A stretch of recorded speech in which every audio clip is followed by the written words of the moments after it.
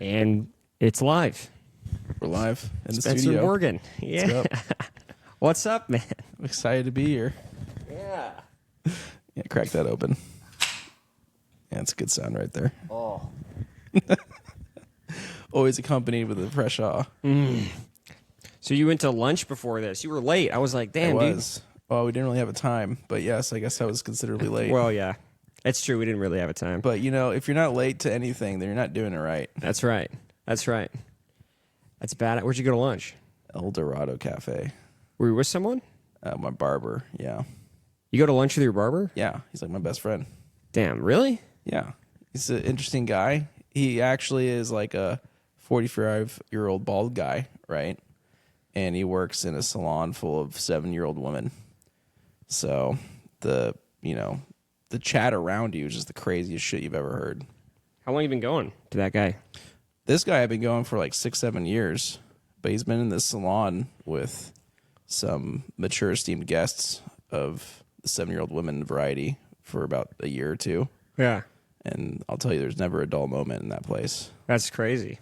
I go to fucking Supercuts. I was there yesterday. Nah, I mean, there's nothing against Supercuts, but nah, that's not the move. That's not the move, man. Nah. I got a cut at Supercuts one time, and the chick was like, hey, this is my last cut of the day. I was like, great, let's wrap it up. Let's have a good day. She butchered me so bad that I had to go back. You know, you never want to go back the next day because you're just like, man, this looks bad on both of us, right? Cause Yeah. it doesn't look good on you. Certainly doesn't look good on me. Yeah. But I got to go back. It's bad. And I went back, and she's like, yeah, she doesn't even work here anymore. Are you serious? I was like, that was your last day? Damn, last cut of the day, last cut of the job, bro. Yeah, I was like, I don't know if I should be honored or, you know, even more mad at the situation. I was like, all right, well, can I get this fixed? She's like, after you, bro, I'm done. Yeah, she goes, I fucking hate this job. I'm done, dude. I was like, damn, man, I didn't think I was that bad. Damn, you think she would have stepped it up for the last one of the Dude, gig? you know, you got one more at bat. You thinking you're hitting a home run, but no, you're getting striked out. She was fucked up. Yeah, so I had to go back, and they made me pay for it again. That's sad, too, so when you make you Supercuts, pay for it. Never Yeah. again. Yeah, I've been going there just because I get, like, basic-ass haircut. So it's like, I don't know, nothing stylish, nothing fancy. I don't know what you're doing. Nothing stylish as well. You know, maybe a step up from basic, but that's about it. Nice. Not, you know, nothing LA, Yeah. but it works. I mean, I wear a hat 90% of the time, so it doesn't even matter. Yeah. That is true. You are kind of a hat guy. I'm a hat guy. Yeah. I don't know why, though. You got good hair. I do, but you know, it takes time. You know, you don't wake up from bed and your hair is immediately good to go. Speak for yourself. Maybe it's the Supercuts doing it for Dude, you. maybe. They're like, this is Maybe they excel at bed hair. peak laziness haircut. Yeah, but the hat just, you know, disguises things. It does a good job. Yeah. I've never really been a hat guy, but when my hair gets kind of long, then I fuck with it. I'm in there. Why is that?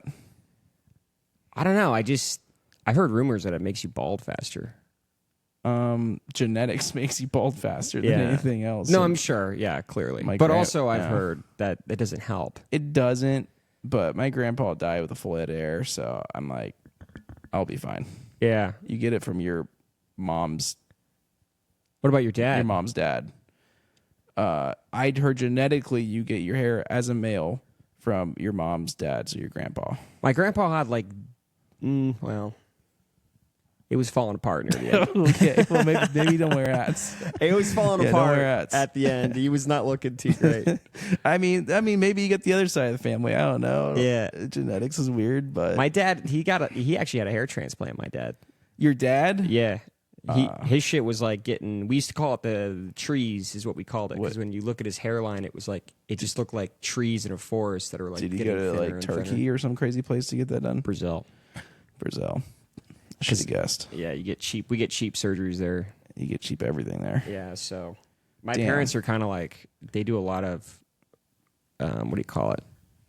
How do you call it? Cosmetology. Cosmetic surgeries. Cosmetic. They get a lot of cosmetic surgeries. Wait, both your parents? Yeah. But what's Maria getting done? Just face, like moving the jowls. Botox, a lot of Botox. That's basic.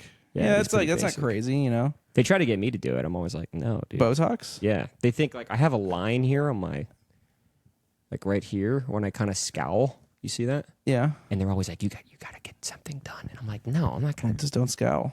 Well, I mean, but you scowl every now and then. You got to scowl. So what's the last thing you scowled at? I don't know. Fucking milk meters, whatever that shit was. Yeah, I'm not gonna lie. I've seen some crazy shit on your other screen, but Meat Milkers TSA was crazy. The craziest thing I've ever seen on your laptop. I was watching Kill Tony, and this guy was talking about how he had this device that masturbated him that he tried to take the TSA, and it was called the Meat Milker.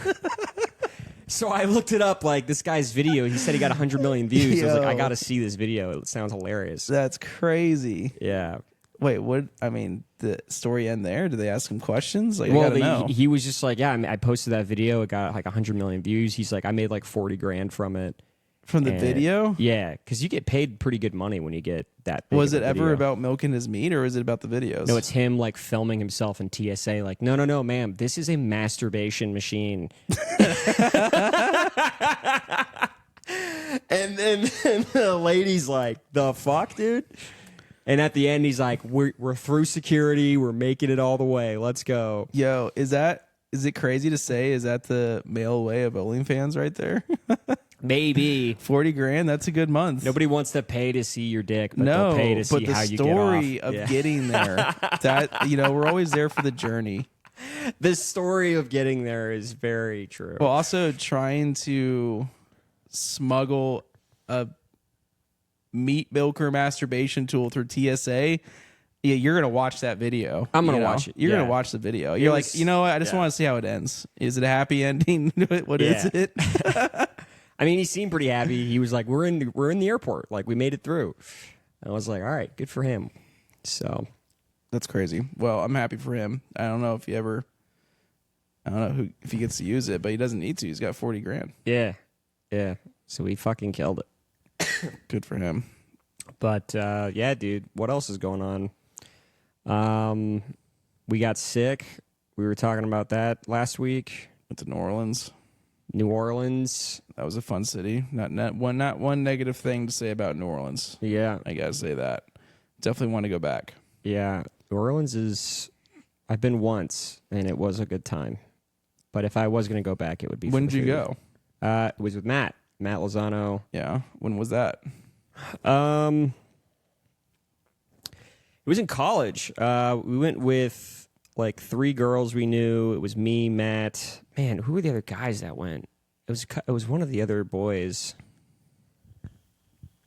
Oh, mate, I don't. It was a 3-3 situation. Yeah, and it was a pretty fun time. I didn't get too crazy. I remember going like the French Quarter. We went out. We saw Bourbon. Bourbon was just a little mad. I'm not like a wild guy like that. Bourbon was fun. That was my most fun part. Yeah. I thought the most fun was the French Quarter and the food and like getting some shitty oysters. I was like, yeah, this is cool. Yeah. I mean, I could totally see you getting lost in the sauce there, rolling dice with some randos on a corner. If I get really fucked up, I'll get wild. Yeah, you'll roll some dice. I'll get fucking wild. Yeah. But like sober me is like, no, that's just not for me. No, I mean, I don't think bourbon's for anybody sober. I think you got to be a little toasty to walk down bourbon and feel the New Orleans voodoo coming through you, you know? Yeah, but it's all in all, it's a good time. And then I still got a little congestion from the sickness. What about work? Let's talk about work. About work. Let's talk about mortgage. We're both slanging loans. Yeah, we do the same thing. I like the idea of us going to an open house together and then just fighting over scraps. I still think about this a lot, dude. If we both show up and they're like, "Wait, you guys both do loans?" Yeah. And we're like, yeah. We're like actually trying to sell against each other right now and win your business. She's like, all right. Like, we're actually brothers. Like, he's my stepbrother. It's such a good idea. It would work so well, I think. Like, you've ever seen Step Brothers in the movie, but just mortgage, you know? Because they would be kind of like, what is going on here? Like, it would be entertaining enough that we could stay for longer, you know? And it's also like, you pick one of us. One of us is going to win. It's like Survivor, but it's 50-50 chance. Yeah. You know, but when you're casted off the island, I mean, what do? You go sit in the chair in the corner and you're cucking for the mortgage. Chair in the corner. You're just in the corner. I'm just watching cucking you for get mortgage. a referral. Like, fuck, dude, Yeah. so good. Could have been me. Could have been me, dude. Gosh, If I and had then, the balls. if it was just house after house after house, and I'm like, God, I'm always in this chair again. What's up with that? That would suck if I kept losing. But why is it commonplace to have a chair in the corner by itself? In every hotel? Just everywhere. Well, it's because of cucking. That's literally because No, of like that. even like your house just now, we moved this couch. You had a cuck stool. This is basically a studio at this point. It is. That's not a cuck stool. That's crazy. You had a stool with a blanket on it. I don't know. That's pretty much a chair in a corner. just a guy in a You fetal know, position. What in a people stool. don't realize is that like there's a chair in a corner in every household in America. And why is that? Is it to have deep thoughts? People make it overtly sexual, and I think that's wrong, man. I think, just sometimes a chair is just a chair, dude. But why is it in the corner? Because people want to sit in a corner, man. Why When's is the it last time you sat in a corner in a chair by yourself? in a recliner? With the a recliner's different, recliner's not different. Recliner's If you're different. getting cucked, you better be in a recliner. You better hit the fucking lever. Fucking lean back. Gronk, hit the lever. Wrong lever! Gronk, hit the lever. Oh, man, that's crazy. No, but I honestly do think hotels do that on purpose. I think it is actually a sex thing, and they know that they make In money. hotels, Yeah. you think there's like an interior designer being like, this room is not complete unless we put this chair down? Most people are having sex in hotels, and a lot of people are into weird shit, and they probably figure we need at least to have a couple chairs for But just again, watching. like go to a friend's house. There's guaranteed to be a chair in some corner somewhere. Do you have a chair in your bedroom? In the my corner? bed? No, I do not have a chair in my bedroom. I have one in my living room. I think my parents do. It's making me uncomfortable. Whoa, Yeah. that's a revelation. But I mean, there's like shit on it. Like it doesn't look like anyone's been sitting there. It's more like Dude, a those place things to leave gather stuff dust until someone's sits on it. watching. Yeah, They're like, maybe one day. usually naked. I just want to be a part of this. That's crazy. But yeah, mortgage. Not to get sidetracked. Yeah, with professional trucks. mortgage. So yeah, dude, tell me, how's it going with the loans? Well, I've only been doing it for 6 to 8 months, and before that was a sales coach, financial advisor. So I mean, in some kind of weird way, I've been giving advice to people, and I feel like in mortgage, as a loan officer, you give advice to people. Mm-hmm. A lot of the times, what they're looking for is not the right thing they should be looking for. Sometimes it is. So you really just kind of have to take what they're looking for and be like, yeah, these are the products that make sense. A lot of the time, then, I'll tell you what about mortgage. If you ever watch Shark Tank, Yeah. and there's those people that come in Shark Tank, and like, I want 100,000 for 10%, right? And they have they walk in. You think they have a clear cut plan. They're like, all right, this person knows what they want. Boom, first offer, they get exactly what they want, 100,000 for 10%. Right. They got a bad deal. What do they do? What do you mean? What do they do when they get a deal that they want? Well, they take it. Do they take it? If they get a deal that they exactly want, yeah, they take it. You'd be surprised. I've watched every single episode of Shark Tank, and I would say probably 7 out of 10 times when someone's met with the offer they want, they go, you know what? Thank you for the offer, Mark. I want to hear what the other sharks have to say. Oh, they go off Facebook on them? Yeah, then they start Dang. hearing the other sharks and what they have to say, right? And then at the end of it, they end up fucking themselves because They listened to someone else? then the original shark goes, I'm out. I don't want to listen to this anymore, right? But they try to better. shouldn't the shark respect the fact that they want to hear what else is Yeah, but going they on? understand the pressure that what they're giving them is what they want, and that they hear other offers, then they might be getting something more, which means that the original shark that gave them the offer that they want is now having the lesser deal of the situation, and then they would have to up the ante, right? They have to up the amount of money or reduce the amount of percentage that they're taking from the company. So then they're like, oh, the deal that I thought that was great all of a sudden is now getting better dealed by somebody. And if a shark really wanted it, they'd probably interrupt and fucking... Absolutely. Make no, something they'll be like, happen. I'll give you a deal right now. Yeah, and then they yeah, get yeah, in the yeah. mix. That's true. And then when you have sharks fighting sharks don't like that.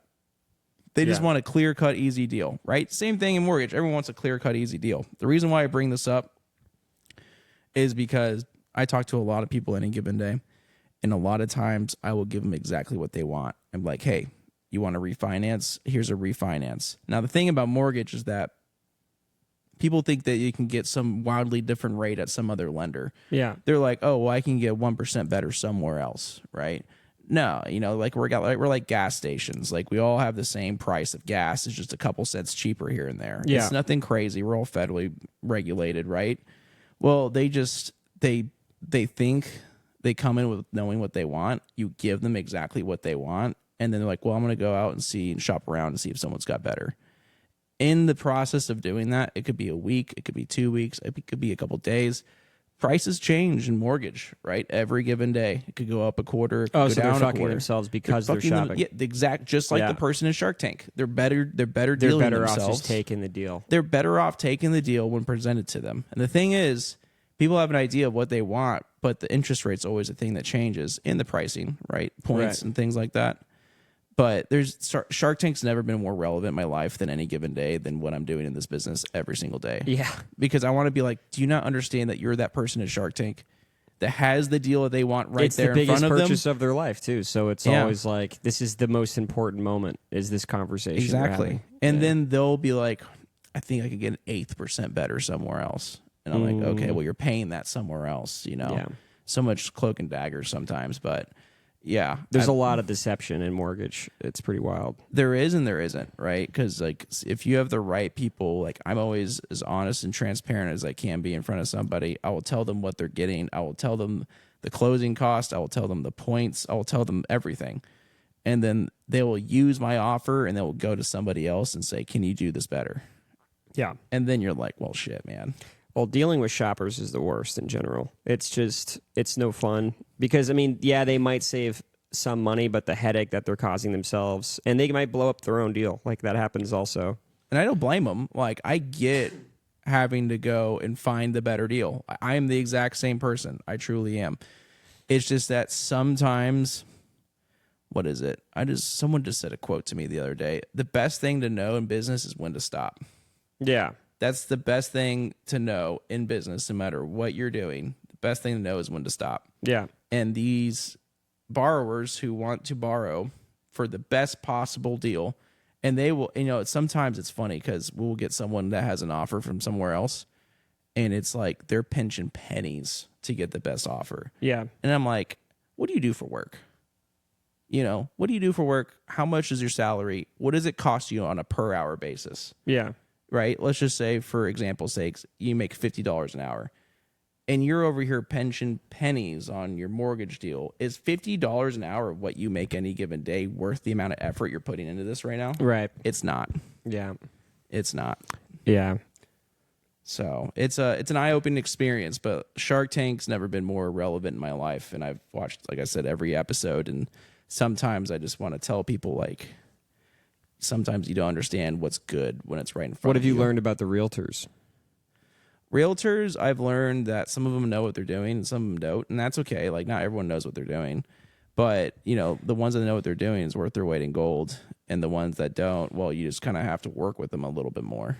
And that's okay. Like, I'm willing to work with people. I mean, I'm new to the bit. I'm 6 to 8 months, right? Yeah. But I come from a financial advising background and some other advising backgrounds, so I know how to coach. I know how to coach people, Yeah. right? And I think that's a big benefit. I know how to coach the borrowers, the clients, the realtors.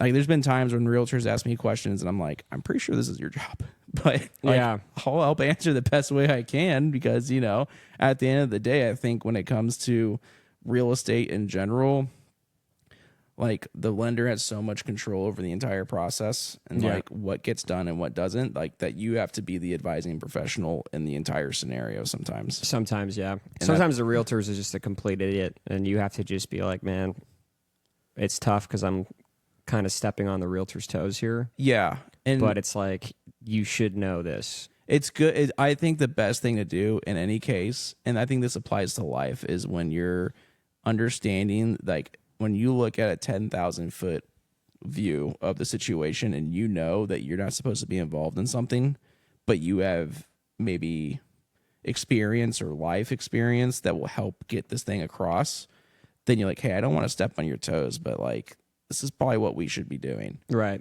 Like, understanding that, like, this isn't my forte, but I'm here to help and I want to make sure that we get this done. Yeah.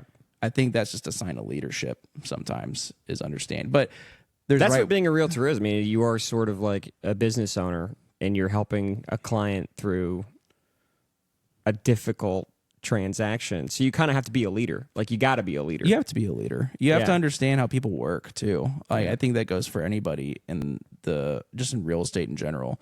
Like, you're all dealing with people, and like as I just explained with my previous story about Shark Tank, and borrowers not understanding what's in front of them and taking what they need.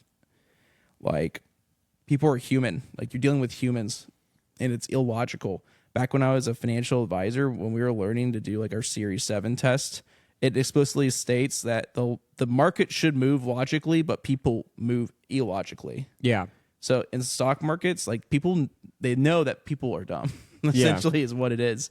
So you also have to But it's understanding how they're dumb, which is going to be like, that's how do you the predict the most market? successful people in any business understand the faults of people, I feel like. Yeah. And so that's what counts. And I think in real It's interesting estate, it's because understanding that. when I was younger, I didn't think that. When I was younger, I was kind of under the impression that people generally knew what they were doing. And especially when I first got my job, I was like, Yeah. oh, this is just a logical thing to do. But then as I got older, I realized, oh, no, it's actually most of the problems that you're going to run into are just basic human emotions that are fucking with the whole system. You know what I mean? Two biggest shockers in life. I think once you reach the threshold, I mean, obviously it kind of depends on what age, but I think really past the age of 21, obviously maybe at the age of 9, the biggest two shockers. One, Santa Claus isn't real. Yeah. When I heard that, shattered reality for me. Really? And my friend's like, oh shit, my bad, man. I didn't mean to tell you that. How'd you lose it? Like, tell me how you. How'd Tell I a lose story. How'd my you lose Santa Claus your cherry? Santa cherry? Yeah. I was like 8, maybe 7, maybe like entirely too old to believe in Santa at this point. I don't really know. What is like an acceptable Dude, age? my sister lost hers at 16. Okay, that's crazy. That is crazy. I think I found out around 8 or 9. Yeah, I think that's normal, right? Yeah. I just had a friend that was just like, yeah, like, I didn't get any presents this year, and I was like, oh man, like, Santa Claus wasn't good to you. And he goes, Santa Claus isn't fucking real, dude. And I was like 8 or 9, and I was like, yo, what? I was like, say JK, right? He's just like, say JK. Say psych right now, Say dude. psych right now. Thanks, Dylan. That's up to you, Dylan. That's appreciated. No, and he goes, oh shit, man, I wasn't supposed to tell you that. And then that's he when felt bad. Yeah, he felt bad. Oh, that's a good guy then. Yeah. The fact that he felt bad, I think, shows some human. Yeah, but then like the magic leaves. And you know what happened? The The magic- very next year of that fucking Christmas happened, I just acted asleep on the couch until I waited. My dad came down and ate the cookie and drank milk. And my dad's a type 1 diabetic. And I'm like, that fucker's taking an insulin shot right after he takes it. And lo and behold, he walks to the fridge to take an insulin shot. And that's when I was just like, he's going to put presents down. I know it. Oh, that's awesome. As soon as he ate that milk and cookie, I had like one eye up. And I was like, oh, he's going to take an insulin shot. And then he walked over to the fridge and he grunted, and he like, that's when he knew he had to get to work to put all his presents down. And I was just like, you know what? Now I look at it as, 32-year-old guy, and I was like, what a great dad. Mm-hmm. But yeah, so that's one biggest shocker in life. Santa Claus isn't real. Fuck, what was the other one?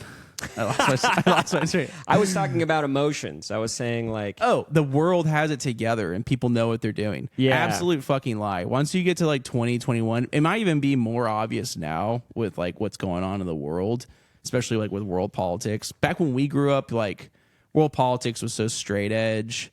Like, there wasn't a Watergate every other fucking year. yeah, now it's Now like, I think everyone knows that no one's got it together. I think but- the internet really started to show the cracks. Like, when we were growing Maybe. up, the internet was obviously going on.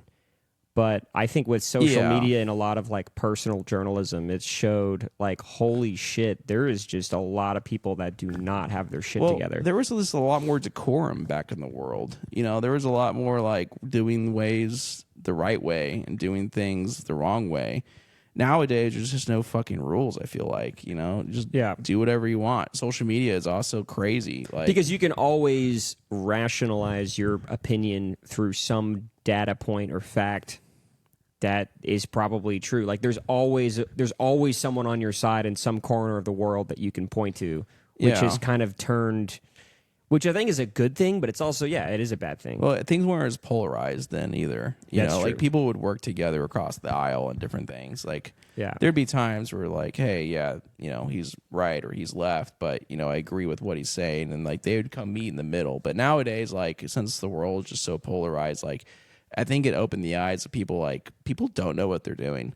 And, you know, as you get older, like, that becomes more and more real because, like, when you work in just corporate or in business or anything like that, you know, you're sitting next to Jimmy over here and he has no fucking clue how to do his job. Yeah. And everyone else is picking slack for him up. And then, like, those are just things that you don't learn in school. You're like, I'm in school. I'm going to do some cool, fun things. Yeah. I don't know what that is, but I just know it's going to be fun. I'm going to have money. I'm going to eat fucking ramen every night. Like, I don't give a fuck. You know? Like, it was pretty apparent when I got in the corporate world, too, because I remember some, like, VPs and people that were pretty high up in the company. I was like, this guy's just a cokehead. yeah. And it's like, this guy's just writing the check. So I guess if there's a third thing that shocks you as you get older, you know, 1, Santa Claus isn't real. 2, no one knows what they're doing. 3, I remember going to a bar with my sisters one time and I was looking around and they were talking about coke and they're just like, yeah, like, I don't even know who does that. And I told them at the table, I was like, look around right now. 80% of this room, 80% of people in this room has done coke or they're doing coke right now. Yeah. And it just shattered their brains. Yeah. They're just like, there's no way. They're both nurses. It's nothing like they haven't seen before. Oh. And I pointed at this guy in the corner. I was like sniffling his nose. I was like, that guy for sure How is old on are they? coke. We're 4 years apart.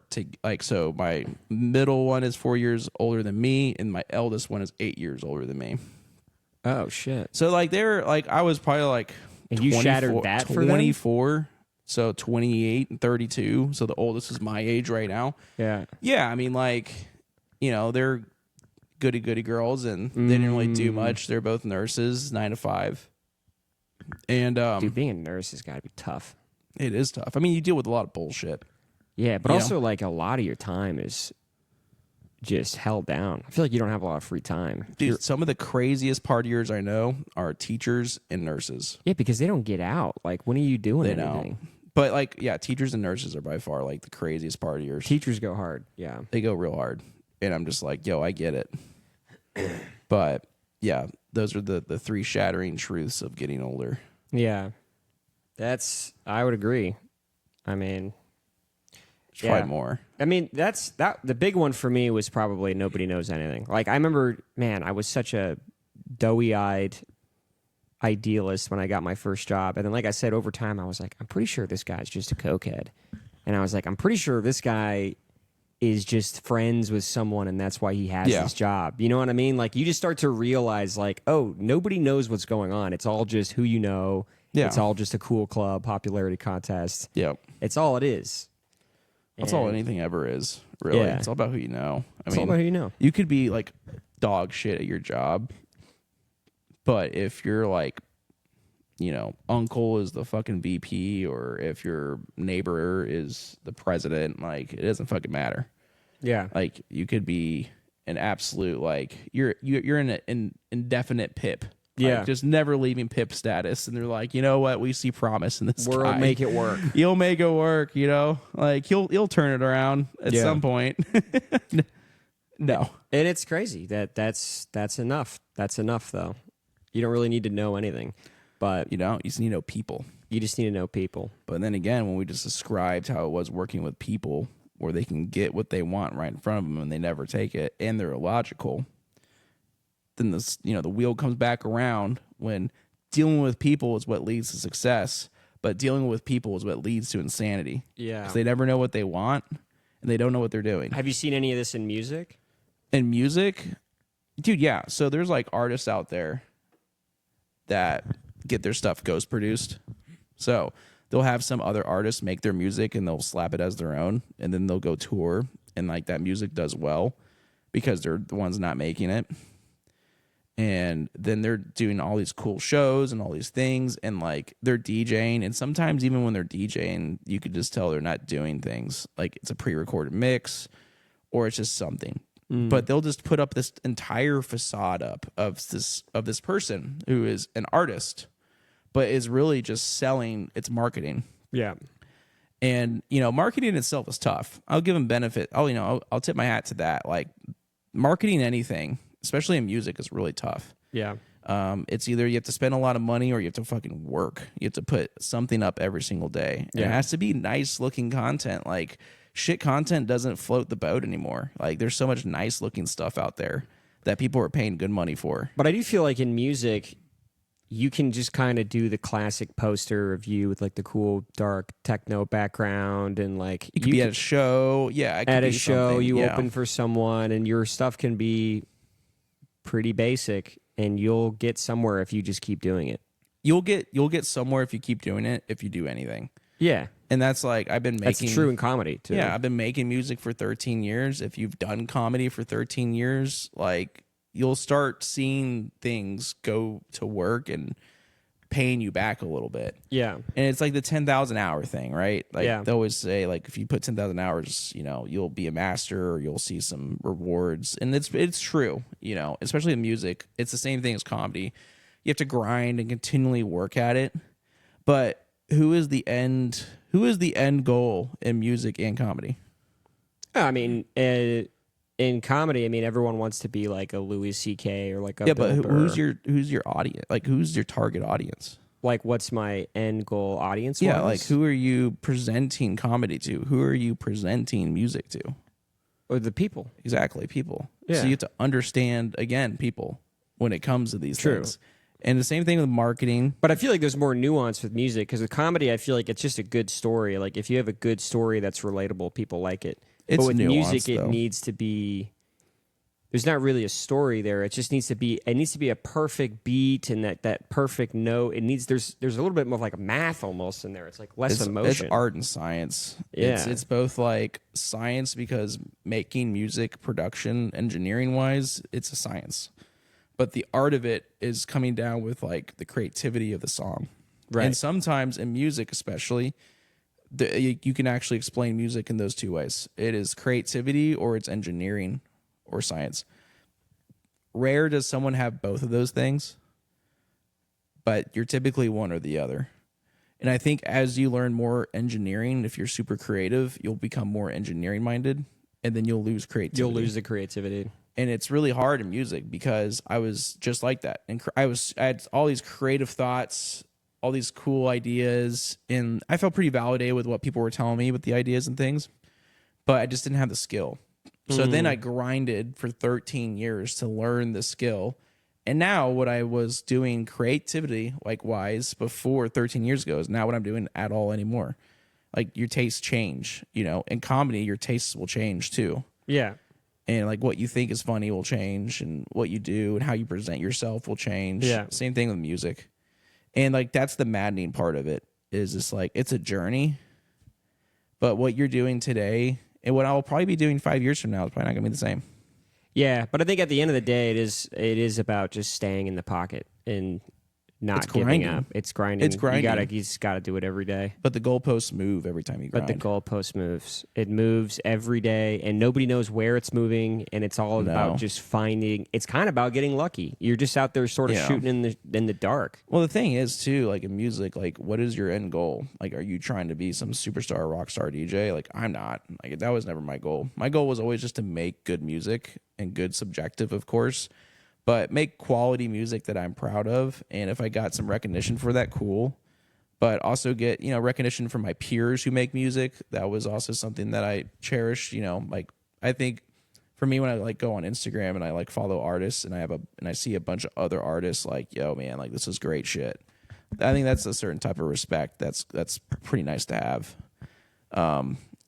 You know, there's some people that are out there like trying to chase like the rock star DJ life or the rock star comedian life and like get the limelight. Yeah. And I always felt like with people like that, like, yo, go follow your dream. But I think like your North Star is never really truly going to be there. If your North Star is just about making good music, your tastes will change. Well, I think But the way you go about it will stay the same. I think it shouldn't. I think having a goal that's like narcissistic like that isn't good. It shouldn't be. It shouldn't be. I want to be the best, and that's it. It should just be. I want to do good stuff that's respected by good people. Well, I think there's nothing wrong with being the best. Like we're just saying, like I want to be so good that I want to be respected as the best. I don't think there's anything wrong with that. But if you're the best, like who's the best in music? It's chasing popularity is what I don't think. That's the thing. That's narcissistic. That is the problem. I don't think chasing to be the best is bad, but chasing to be what's popular at the moment always, that's what's kind of bad. Well, to best, I think, includes popularity. You're trying to say, I want to be the most popular and the best and like the most skilled. Sometimes you can be the best and you won't be popular. Like there's some guys that make That's stuff true. out there that makes insane stuff. Like quality wise of their music. Like I'm talking about you put that thing through a club speaker and it sounds so good. Yeah. But they're not popular because they're just not making what's popular in music. Right. But they're so talented. And the thing about music as I'm getting better is that I really truly do feel like I'm putting some quality music out there and it's not being super heard. And I'm okay with that, which is what's putting me into a little bit more marketing.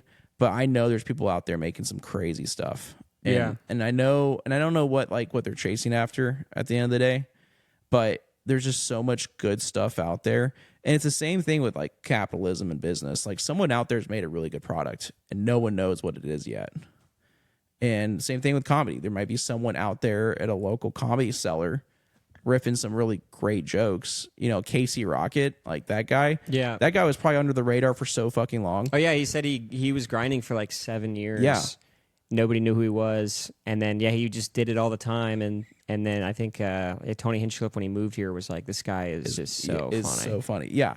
I think there's Casey Rockets fucking everywhere. And I think what people don't do and what I'd urge people to do is that they don't go out there and they look for themselves for what's like not necessarily underground, but what's the new stuff coming out from people who really dedicated a lot of years of their life that are not being heard or that seen. aren't being seen. Yeah. Those are people worth following. I mean, for me, I followed a couple of people for inspiration at least. Yeah. I mean, even just in general, as like someone that intakes something, right? Like comedy or music. Like I have so many comedians in my Instagram following that like my feed's full of them. And sometimes I really enjoy finding someone small that's like that hasn't been seen or heard of that gets like maybe a couple hundred likes, if that. Yeah. And like I enjoy watching their content. And I think if you're like having all these new up and coming people in your content and feed, one, you become more inspired as an individual. Yeah. But two, like you're seeing shit that no one's seen. Yeah. Like I love Shane Gillis and all them, but like everyone's watching the stuff that they're Everybody's doing. got eyes on it. Yeah, and it's great stuff. Don't get me wrong. It is great. But the thing is but that's the thing where I feel like popularity is almost ruining it. Exactly. Where like I'll go to comedy open mics and I'll see 4 or 5 guys do a joke and I'm like, that's basically Shane Gillis. You know what I mean? Just in a roundabout way. And it's like that was basically a Shane Gillis Same joke. thing with music. People rip same styles of other artists all the time. And you're like, yeah, that's like a John Summit track, essentially. Yeah. Like you start recognizing stuff. And that's why I love the people that are like in the underground. That like they're putting out good quality stuff, but no one's listening to them because they're doing stuff that no one else is doing. They're doing it for them. They're doing it for them. They're doing it for the art of it, you know? And like, I'll agree though, it's hard to find those people. Like if I tried to search myself on SoundCloud, it'd be really hard to find me. Maybe not so much anymore, but back when I first started, yes. Yeah. But I think in life there's just so many good quality things out there, but marketing puts all this stuff in front of us. Marketing is huge. But I think the problem with a lot of creative people is they don't know how to market. Like I know this one guy in a band and he's always like, man, you know, like marketing, like I don't want to do all this stuff on TikTok. And it's like, well, I mean, that's kind of where the eyes are. Like if you look at anyone at the top, what they're doing is they have a clip making machine and they're posting that shit on X. Yeah. TikTok, Twitter, fucking Pinterest. Like you can't throw a rock at a social media site without finding their fingers dropping clips. And that's what marketing is, just trying to get it to as many eyes as possible. But I think if you're so into the creativity of it, you kind of see that as like, this is ruining the craft of the creativity piece of what I'm trying to do is this marketing piece. But that marketing piece is just as important because that's how you make a living. When I first started making music, I've had numerous mentors, some paid, some not paid. And when I first started 13 years ago, I found one guy, and he was really good for me. I think looking back on it now, I probably should have moved on faster, but he was good for me. But he told me back in that day, 13 years ago, right? You're talking about 2012. That's like when the height of electronic music was like that what they deem the golden era of EDM started right around those years. He told me like if you make good music, people will follow you. People will find it, people will share it, like you will be successful if you make good music. And so for years, I was always just taught, just make good music. Don't worry about anything else. And, you know, for all those years, it was probably true.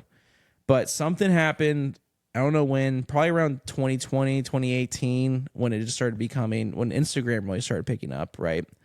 And artists started really putting their shows and stuff on there and the marketing, like, you know, this is like the lifestyle you live, or this is the shows we go to, this is what's cool. It stopped becoming less about the music and started becoming more about the 60-second clip that you would get from Instagram. No, yeah, There's so many artists out there that said, I never got popular until this Instagram clip blew up. And it wasn't like, was it about the song? Which is arguably a good thing, but like they say the same thing about comedy. Like right now, there are so many comedians who are not chasing that clip. They're just chasing a clip. That's all they care about, and they throw away the process of writing a joke for like a long time. And just when it's good enough to get at least some views, they're like, just post it, put it out. Yeah.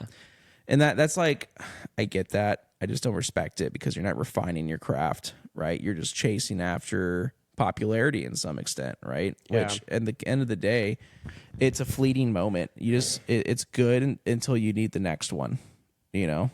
Yeah. Which in Mad Men, there's this quote that Don Draper says. He's like, happiness is just another moment until you need more happiness. It's true. It's literally what it is. Damn, that hits. It does. Because that is true. We're just suffering, waiting for that next moment. Have you seen that clip of like what addiction feels like? And it's that little bird walking around sucking that goo off the ground. No. Have you never seen terrible, that? No. It's so sad. It's like a little bird. He's walking around and he sees some goo on the ground and he sucks it. And then he starts flying for like a second. And then he goes right back And then down. he falls down. Yeah. And he starts running and he sees some more goo and he sucks it and he starts flying for a second. And then he falls down and he hits himself on the head on the way down. And then he just, anytime he finds goo, he sucks on it just for that one instant. Yeah. I think if you're doing clips and you're chasing social media, like, you know, respect to the people that know how to do that stuff. Like, it's hard and I'm not shitting on it. But I think when it comes to music and comedy and things of the arts, you know, you're just chasing after that goo.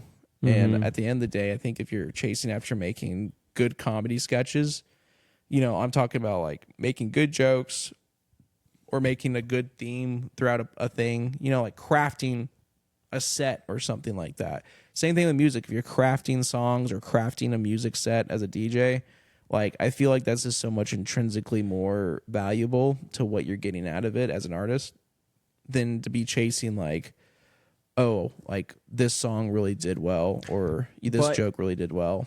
It is still a necessary evil.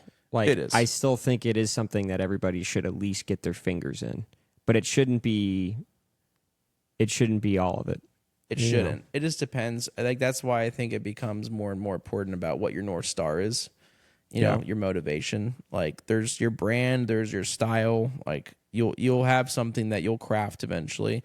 I think after making music for 13 years, I'm starting to understand like my specific niche or my specific sound, which for some artists takes a lot longer to figure out. For some others, it takes a lot less. But I think once you discover what your brand and your style kind of is, then you kind of find yourself and then you start developing that more. And I think once you start looking at comedians and artists, like music artists, those are people who've really developed their style and know who they are at that point. Like, if they're playing main stage or a festival stage, like, those are someone, they took years figuring out who they are. Yeah. Or you could just be that person that bought music from another producer and you're just a facade. You know, you're fake. Which I don't know. But people would see through that, wouldn't they? Oh, no. They have no idea. Really? People have no... I mean, some people have some idea about crazy. who's getting music ghost produced for them. But some people don't. And I think it's bad on both, like, the male and female side. But if I don't see an artist post clips on, like, how they make their music and all they do is show their shows... So like a flag? What? It's a red huge flag. flag. Yeah, for me at least, personally. That's interesting. And I'm just like, how do you make that music? If I see an artist do a How walkthrough, the fuck do you make that? yeah, if I see them do a walkthrough of their music, I'm like, respect. Like, you're showing us how you made your song. Like, you're just putting yourself out there just to do that. That shows a lot. 2, you're actually showing how you're doing certain things that were like, oh, that's interesting. All right, now you're kind of like, you're not totally validated, but you're pretty validated at that point. Yeah. If you're just showing that you're doing like fucking bottle service in the back of a DJ club and then you go play a show and you're traveling everywhere all the time and you have this cool lifestyle and you're never posting about your music, your lifestyle. Yeah. but people pay for that. People pay for that. People like to see that too. It's kind of like lifestyle porn. People like to be like, oh yeah, that'd be nice. Well, because like it builds this machine up, and this Yeah. machine of like who this artist is really cool, and they have cool parties. I want to go see them. Yeah, I follow this one girl on Instagram. I didn't even know she was a musician. I just thought she was kind of hot. And then I started seeing that she like posts these sets and like her DJing at places. But most of her posts are just her like in a fancy hotel, like eating dinner with other attractive people, and then a couple clips of her like doing music. And I'm like, dang, is this like what you said? Is this just a lifestyle or is it about your music? I think it's just a lifestyle. Like Paris Hilton, Summer Rae, which they're obviously models that turn DJ. Yeah. If they ever came out with a song, like they're like, I made this song. I'm like, I'd blow up. I want to see how you made that song.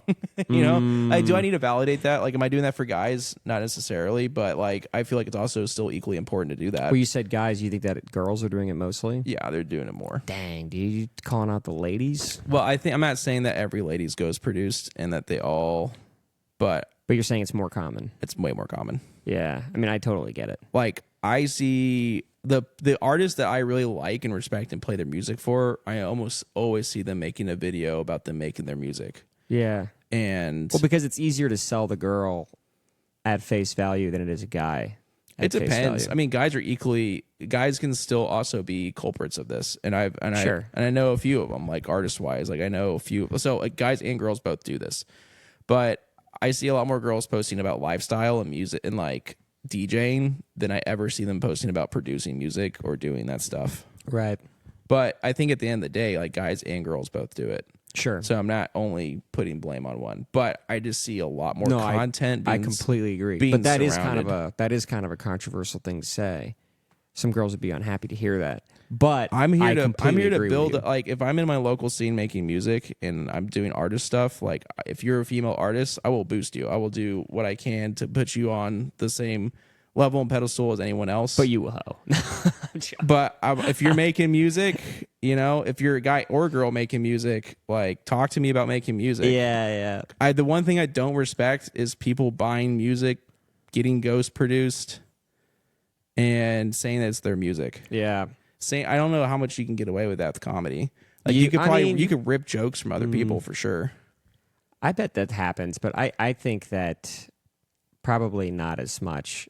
I've seen some comedians just on Instagram and online and stuff where I'm like, this feels weird. You know what I mean? Like it feels almost like someone else's joke. Exactly. It's kind of because, you know, there are.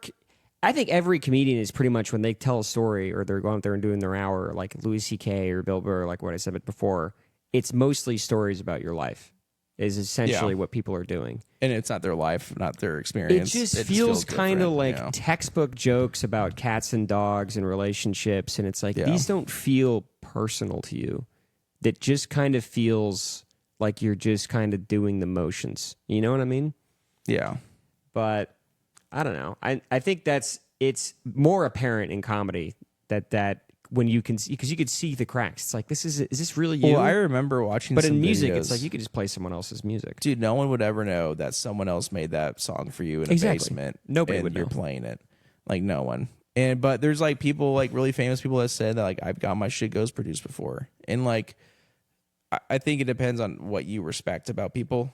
I think some people don't give a fuck. Like they just want to go to their shows and have a good time. Yeah. And that's like, that's your mileage may vary on that one. But it's sort of an artist v. artist gripe. I think. Really. I think even listeners, if they're like, if you didn't make this, then who am I listening to really? Like, who am I really listening to at the end of the day? Artists will be like, yo, man, like, yeah, if you're someone that grinds at producing like I do, sometimes put in 8 to 10 hours a day on it. Well, hold on. Like, you're going to lose respect for people who don't do that and say they do. That is a good point, though. If I am going to a show to see an artist and he always plays good music and I'm always having a good time, does it really matter who made the music? It depends on your level of care. It depends on your level of care. But let's say I don't really care. And I'm sitting there and I'm like, every time I go to his show, I have a good time and I hear good music. Who made it? You're there for a good time. Yeah. I was just there for a good time. But you're also... Are you chasing popularity or are you chasing... You kind of are. You kind of are. So then it goes right back to what we said earlier. But maybe as an artist, little Mina cameo, but maybe as an artist, you're just happy to be hosting a good time, and you're not very good at making music. So for you, it's kind of like, I'm just having a good time playing music. Even Then if you're a it's not DJ, mine. and that's fine. Yeah. And there's tons of DJs that do really well. A-Track was a DJ that was just a DJ who did very successfully for a lot of years. It's not as common anymore. You have to kind of be a producer to be, up there. Whatever that, it's like, popularity or whatever. People want to see unique sets where you're bringing in new music, new IDs that no one's ever heard before. Yeah. Like, that's kind of the name of the game. Yeah. Name of the game is like to be bringing brand new music that no one's ever heard before. To do something creative. In every set. To make people go, oh, shit. Like, oh, shit, what's this song? Oh, it's not out yet. Like, Yeah. Oh, I can only hear that if I go see them. Yeah, I could see that. And you wouldn't really get that personalized flavor if you just hit play on some shit. Some people, they just, like, they will pre-record an entire mix, like an hour worth of playing, and they'll hit play. And they'll play what they played 5 days ago into a club system, a pre-record set, and they'll act like they're twisting knobs and stuff. In reality, like, it's already playing everything. They're not doing anything. And there's more people that are more corporates of that. No matter who you are, there's popular people that get even doing that. Yeah. If you have like a bunch of visuals behind you, a lot of that stuff is sometimes pre-recorded. Oh, really? Like at a festival, if they have like some crazy Oh, because visuals, that does make sense. has to match up It with has what you're to playing. match up. Yeah, that does make sense. I have thought of that. I was like, how do they do that? But there was this one chick I found on Instagram that was like a hard techno like chick that I was like really liking, watching her stuff.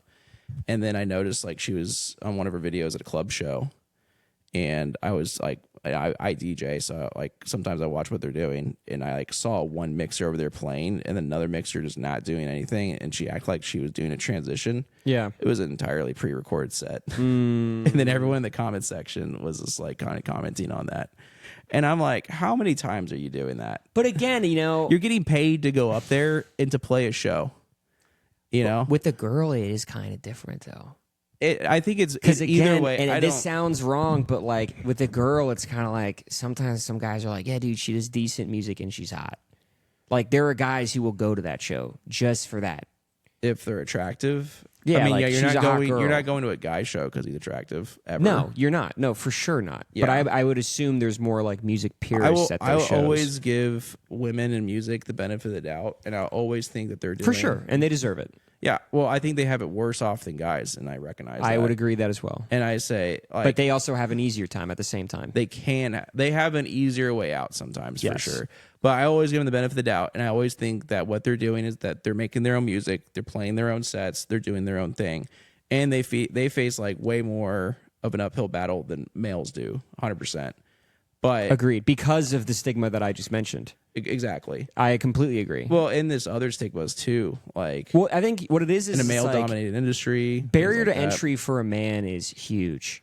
But I think for a woman, it's like we can sell this at a surface level as a hot girl and make it at least okay. You know what I mean?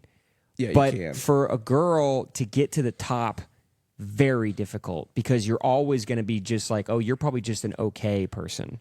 But with a guy, it's like you might make it to the top because they're like, okay, you might be the one that's actually good enough. You know what I mean? So it's like you have that advantage in the beginning as a girl, but in the end game is when you get fucked. And in the guys, it's reversed. I think the end game you have the advantage, but in the beginning you're fucked. Yeah, like there's like some techno. Like techno is really ruled by women. Charlotte DeWitt, Amelia Lenz. Like there's some Peggy Gal. There's like some of the Ruled. top people in techno are That's crazy. I didn't know like that. mostly women, but they face a lot of stigma, and they're openly Like what? they're open about it. Well, they just like sometimes people don't take them as serious. I don't know what their pay is like. I'd imagine maybe their pay is not as much sometimes as Wasn't it just about tickets? no, not necessarily. I mean, you're dealing with like club venue promoters, managers. Like, there's a lot of people that take cuts out of your money, and who knows if the venue's paying you less because you're a woman or not. So, like, probably more so. It's probably still happening, which I feel for them in that case because they're still offering a great time, just like a male DJ or artist would. So, I think there's a lot of there still probably is a lot of discrepancies. And I think it's important to recognize that in the scene and making sure that they get treated fairly. But I will say, like, to your point, a chick could be really hot. She could just have music ghost produced for her. she could DJ, and the marketing, the Instagram following from that alone is 10 times way easier than it would be a guy doing that stuff, right?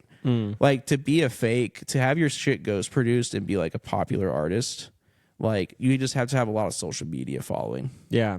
And social media is like a main driver for music. Yeah. Promoters, club venue owners, like, they will book you sometimes solely on how popular you are on your Instagram.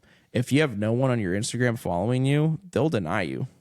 Or if they're like, hey, yeah, you got, 30,000 followers, probably means that you'll probably sell some tickets in our town somehow. This goes back to the original problem, which is now Popularity. You're back to popularity. Yeah. Now you're back to doing clips. Now you're back to Instagram. The thing is that it's the same beast, all the same, and everyone is beholden to it. Whether you make great music or not, or you make music someone else made for you, you're all still beholden to the social media. Yeah. And, it's not about making good jokes or making good music anymore. It's about also the marketing behind you and the brand that you create. Because you're your own business and you need to be showing that you have. Well, the thing is, too, People like, that can buy venues, right? Promoters, people who will try to book a show with you, they don't want to take as many chances as they used to. They don't want to develop artists or anything like that. That's not their job. Their job is to sell the venue, make money at the bar, and the business make good money that night, whether it be from ticket sales or bar sales. So they're going to take less chances on people who have like a 300-person following, or look at an artist for 10 to 20,000 Unless they know and it's following. Good. Yeah. Unless they know they could book tickets, but that's not so often. But they'll use your following, your people, everything in between to justify booking the show. Yeah.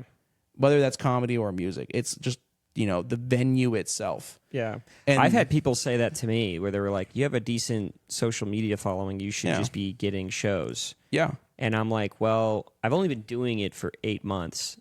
So I don't really feel comfortable going to a show or like a venue and saying, book me, I have followers.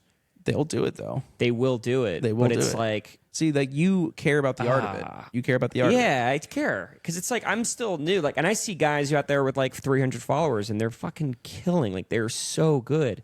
And I'm like, there's no way I deserve to just supersede that guy. That's what I was saying But earlier. also, maybe. People in the underground that make good shit that just don't get the limelight because they just don't have the followers. They obviously just don't have the people that are willing to go out and find them, which is totally fine. I get it. Life's busy. It's hard to go out there. But when you're doom scrolling people who are super popular already. Yeah. So you're already putting the time in some capacity. You're already seeing the You're tough, already the big doing shit. the work. You're just not doing the work in other avenues in different ways of finding those type of people. But to your point, there's great people, 400 people following, doing great things. Yeah. But they just don't have that following. And you know how hard it is that person to get a set at some venue? It'll be near impossible. Unless they know someone unless from they just doing unless it. they pre-sell tickets, or they know the venue owner, or know the promoter. Yeah. And I think that's what's wrong. And I think I get it from their point, though. But I will say this, like, certain artists who are attractive, like, they will just get followers because they're hot. Yeah. And you know how much of a leg up that is? It's huge. fantastic. Congratulations. Yeah. And now you can go do your thing. But now that's also why you look at maybe comedians or artists and you're just like, yo, this shit sucks. Because they didn't take the time. They didn't care take the time to about actually developing be their good. art. Now, there are some people who are just hot, who got the following and do care. I went to a show the other night. And A comedy show? no, I went to a music show the other night. Oh, the one at Ajuna Beats Concourse. show. And I thought everyone sucked, and I was super excited to see Amy Wallace and Leanna Punk.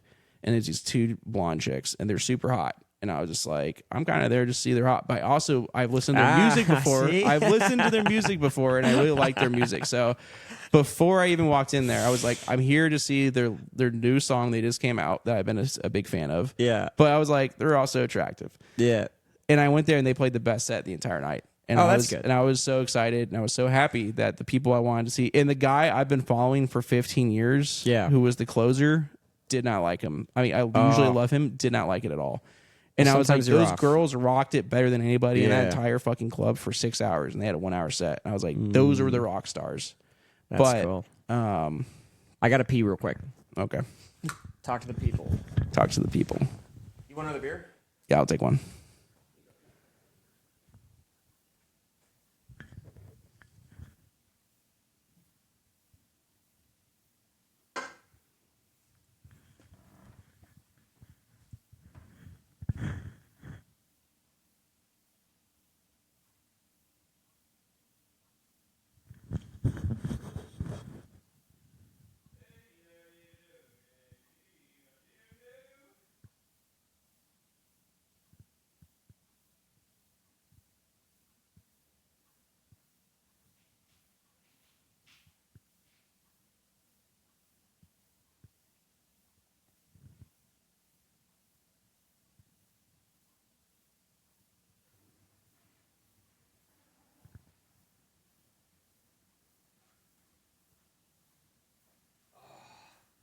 Pretty cool, right? Good times. Having a good time.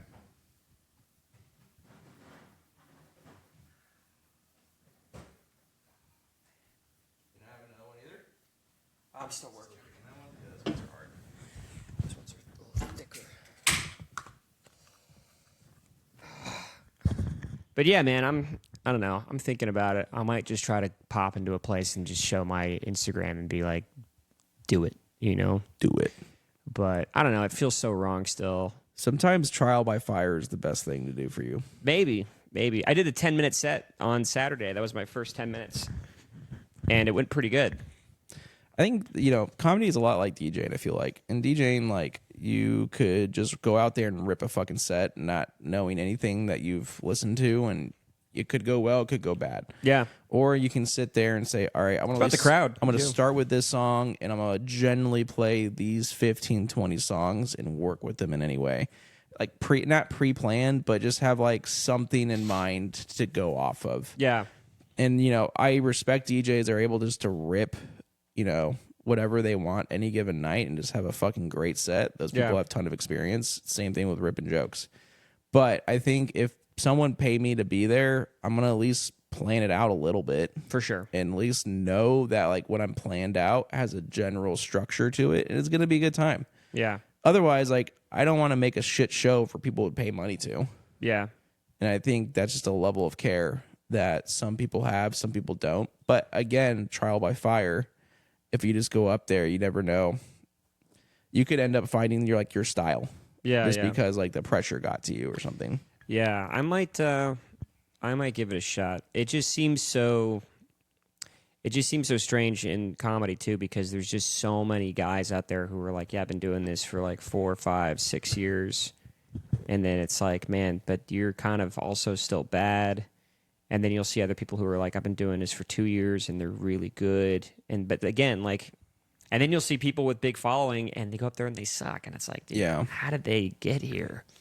Some of those people with big following though, like, are having crazy schedules or traveling a lot, or they like, you know, drink a lot or do drugs and stuff like that. And maybe more beholden to just stress in life than someone that doesn't have that lifestyle of having to travel everywhere and do shit. Yeah. I remember one of the female comedians I follow a lot, Natalie Como. Oh yeah, she's funny. I love her. She's so good. She did also hot. She did a video. She's attractive. She did a video of like her day in a life of her going to a show outside of her city, where she's, you know, taking a plane, and she's like waking up at 6:30, doing all the shit. Yeah, you're working, and you know, she's in the city at like noon doing, you know, lunch and seeing the city, which I'm like, if you're a traveling artist of any sort, definitely go out and see cities. I think that's the cool thing to go do. But you don't have to. You'll get tired. But anyway, she's at the venue at 6 and her set's at like 9 or 10. Oh, she's just hanging out?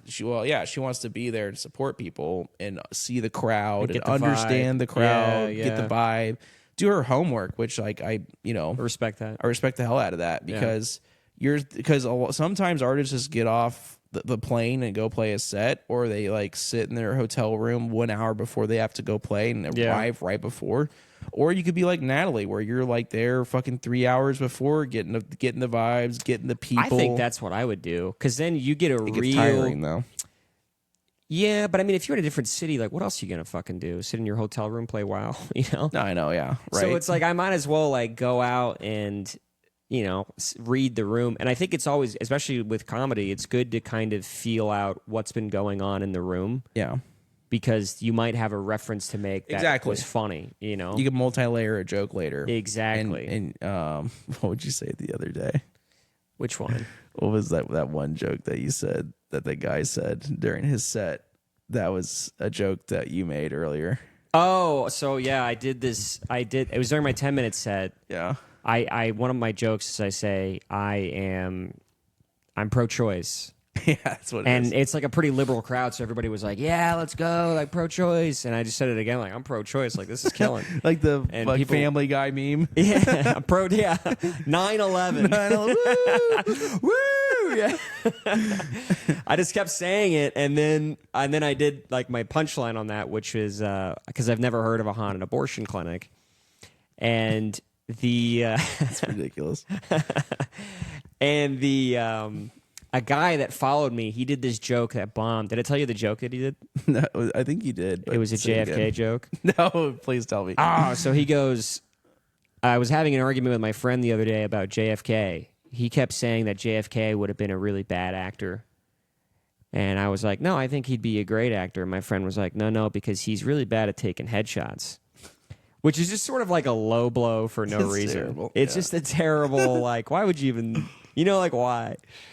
And, but I laughed. I thought it was still kind of funny. I was like, I mean, shit, that's still kind of funny. And so everybody, you're hissing immediately. Everyone's like, oh, not good, like, not good. And then he's like, oh, you didn't like that one? Shit. Anyway, I'm pro-choice. And everybody Oh was my like, oh, God. that's good. Everyone starts cheering again, like, yeah. That's why I love the difference in comedy and music, because like you can't just rip the song that fucking everyone loved 10 minutes ago. You can't just play the same song over again. But comedy, it's cool to like It's funny. make the same joke again. Yeah. Because people are like, oh, it's so good. you It's just funny. Yeah. know?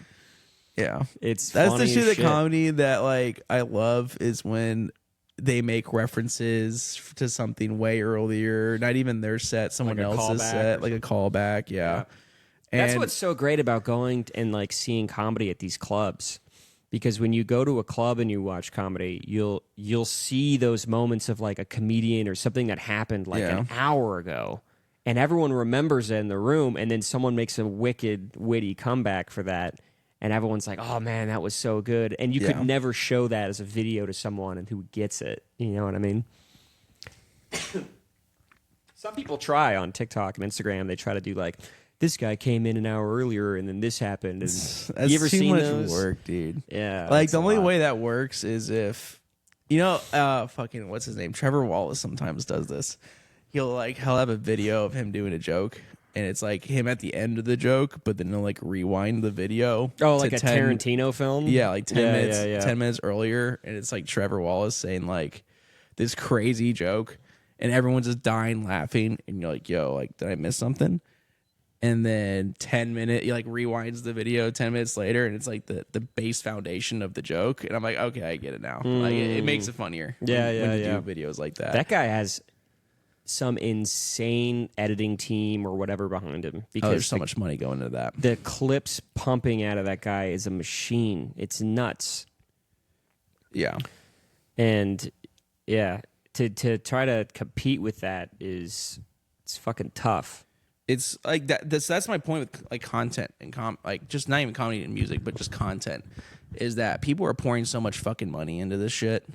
Yeah. That it's another barrier of entry, right? Yeah. So it's not about the jokes. It's not about the 'Cause like I music. said, like you dude- have to have great looking content too, and Yeah. that's money. It is money. unless you take Because- the time to learn it, which takes hours. Yeah.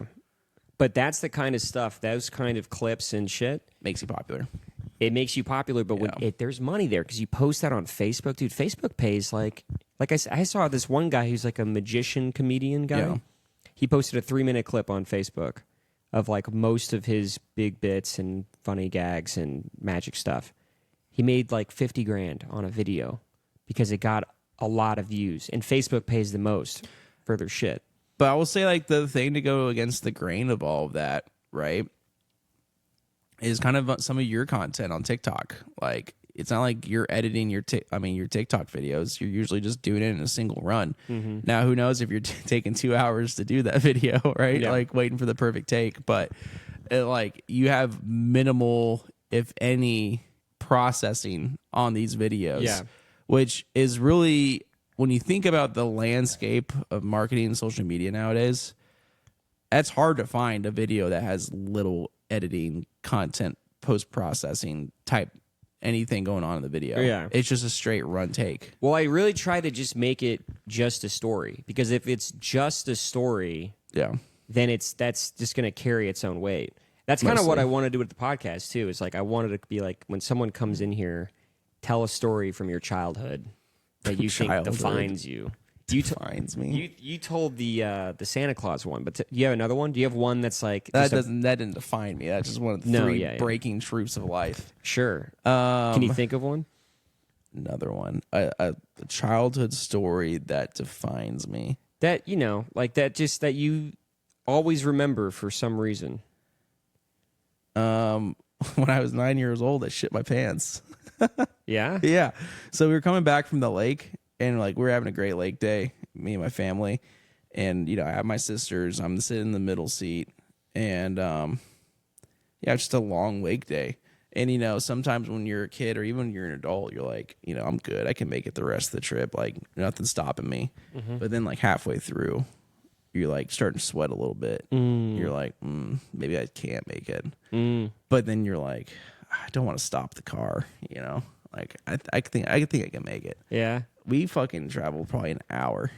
An hour from the lake to our house, which isn't that far, but 20 minutes away from the house. They say most accidents happen 1 mile away from your home. Really? Because you think you can make it, so you're pushing it as far Or as like, it goes. like a traffic accident or anything. Like Oh, because any you're accident. just trying to cut corners at that point. Yeah, you could be, driving and you get a ticket 1 mile away from your home. You're also more than likely within a mile of your home at any time, though. Mostly. Different statistic. Mostly. Yeah. Yeah, you are. Which even makes that statistic even more true, right? For sure. We're for sure a mile within the home. Yeah, yeah. And I was just like, all right. I mean, I don't know what I got to do. I'm like fucking 10. And I was just like, I don't know what you got to do, but we got to stop. And my dad's like, no, we're so close. You can hold it in, buddy. I believe in you. And my mom's like, yeah, you could do it. And my sisters Fucking are just, my gaslighting you. sisters are, oh my God. And then my sisters are just like, I swear to God, if you shit your pants back here, They're back there with we're a gonna bomb, kill dude. you. But then they were like tickling me and making me laugh. And I was just like, Oh, that's my fucked. entire family going against me in this moment of me holding for dear life. Tickling you's crazy. I know. And then I was just like, you know what? I can't do it. I can't do it. He's like, let we're it rip. literally 3 streets down. I see my neighborhood pool. I'm like, God, we're so close. You shit by the neighborhood pool. And we're in the car. I know, but like, you didn't even make it. No, so I didn't even make it. We're at a 4-way stop. No, I'll never remember this. We're at a 4-way stop. And then my sister stopped tickling, like, oh shit, he might actually do it. And then my mom's like, Oh, shit. You can't do it. And my dad's like, you know what? You do it if you need to, buddy. And so, like those girls on Instagram, I did a hip thrust. And then Oh, no. and then you just sat on your log? No, I hip thrusted the entire way home. Like I just didn't even sit back down. So it was like sitting in like a little parachute, Yeah, little hammock exactly. in your Yeah. underwear. And then everyone was laughing at me. And I was just like, Dang. if this doesn't define what shame is. That's And so we were bad. so close to the home. And my family's great. They're actually not that bad. But Everybody needs a moment like that. Everyone in the car was going against me, almost antagonizing me and gaslighting me for it. Yeah. And that's when I knew. I was just like, you can never trust anybody. Mm. You can only trust yourself. And then also like use the bathroom often. Yeah. When I was 10, I was just like, oh, I got this. I can don't do it. have a good like poo-poo story when I was a kid. When I got my sales coach job a while back, Yeah. as soon as I get in the meeting room with the rest of the sales enablement team, which is just sales training people, everyone sits down. I was like, cool, I'm in the cool cool kids club. Like Yeah, these the are like sales these are guys. all people, not just sales guys. These are sales trainers. These are all like people with high skills, like sales knowledge that I respected. That I was just like, man, I thought it'd be really cool to be a part of this team. Well, I get the job. I'm part of the team. We're going to the conference room. We're all sitting down. I was like, shit, man, what are we about to get into? This is going to be fun. And then there's like probably like 6 or 7 of them, mostly females in this group. And they all turn to me. You're like, all right, when's the last time you shit yourself? At work.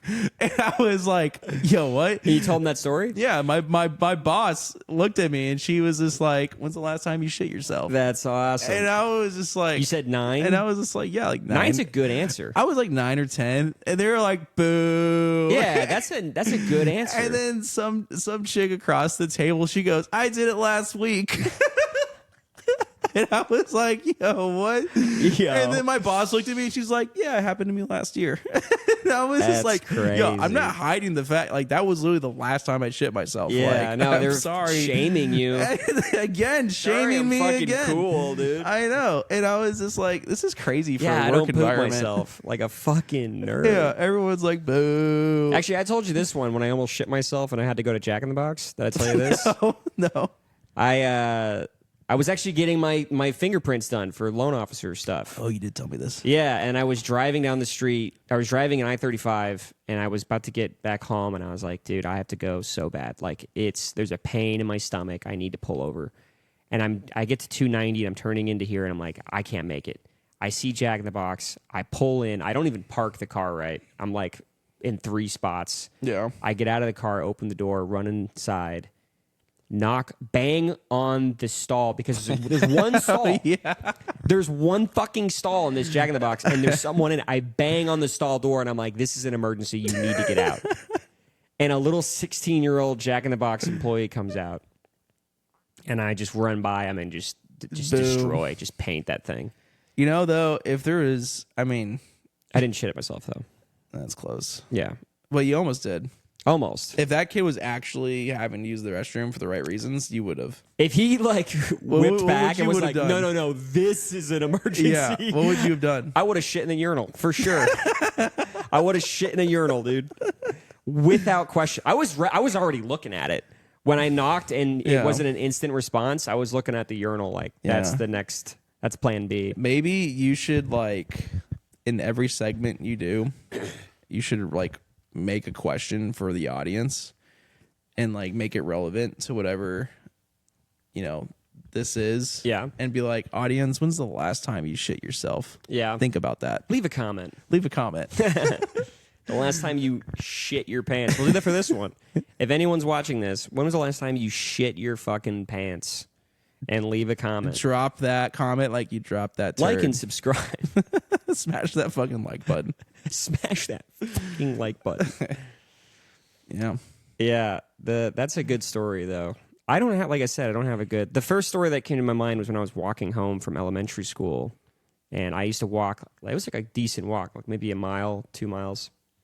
And one time I peed myself on the walk. Like randomly? Well, it started raining, and I was like sad, and I was a kid, and I guess I wasn't emotionally mature enough to just be like, I'll just take my dick out and pee on this tree, like what you would do Wait, now. how old were you? I think I was probably 8 or 9. What? Yeah. And I just was like, I'm going to pee in myself. Were you one of those kids at that age that like dropped their entire trousers? You know what I'm saying? Oh, you know what's a good defining moment? Oh, yeah, you were. I did do that. You were. I did do that. You were. Okay, what was I a had to grow out defining of it. moment for me as a kid was when I was in middle school Yeah. and I used the bathroom for the first time. Yeah. And I go in there and there's probably like, I'm, 6th grade. you Yeah. know, and this kid's like 7th or 8th grade. And I walk in there and I just drop trousers on the urinal. And I'm just So peeing. you did it too.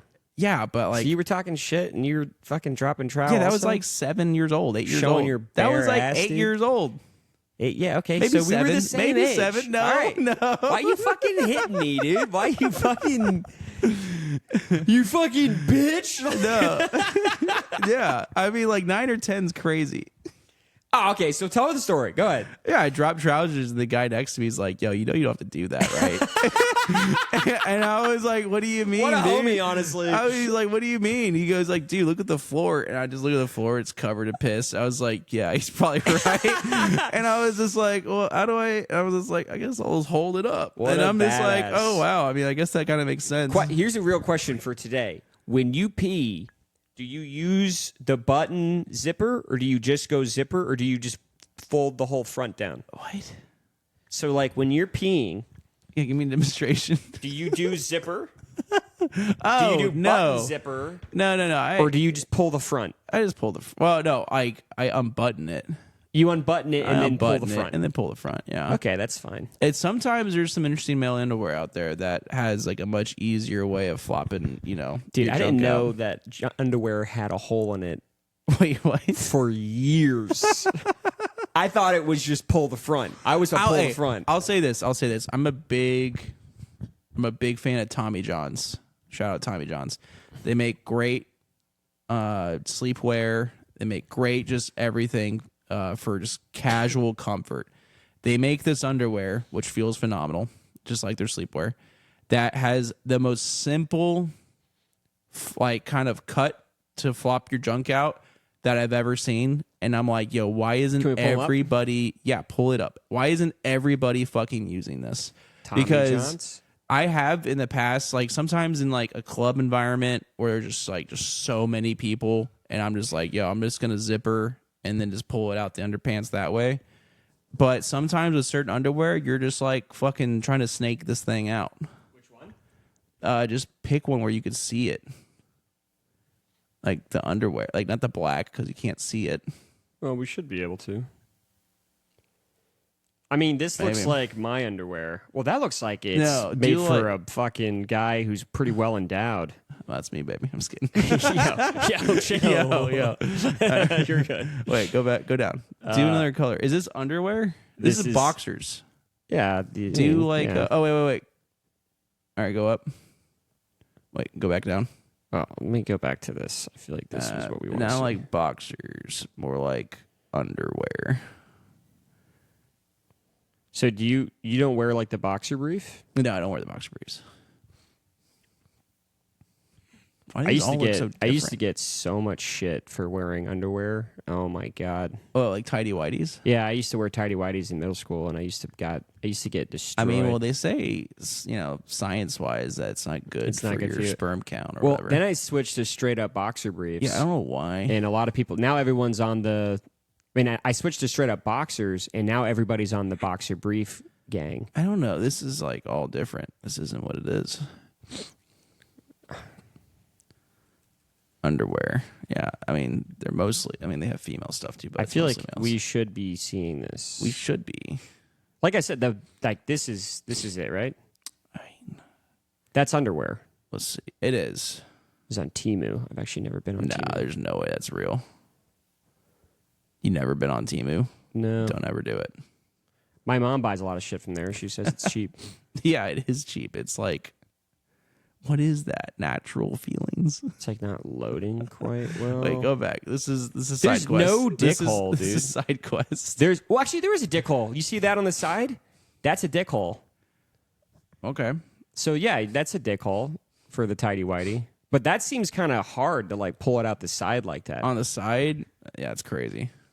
Where are we going back to? Just Google. Wait, are you on Yahoo? Go to Google. What are you doing? Are we on Google? Yeah, you're on Yahoo. I'm on Yahoo for sure. I've never been a Google guy. I don't know. What? All right, now do it. You think it's gonna be better? Yes. Really?